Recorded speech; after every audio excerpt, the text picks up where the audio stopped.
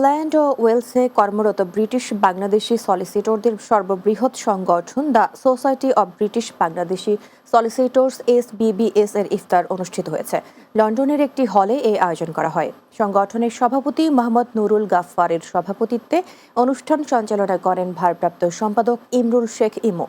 সভায় বক্তব্য রাখেন জাজ বেলায়েত হোসাইন, তাজ শাহ, নাজির আহমেদ ও সাইফ উদ্দিন খালেদ। দোয়া ও নসিহা পেশ করেন ইস্ট লন্ডন মসজিদের ইমাম আবুল হোসাইন।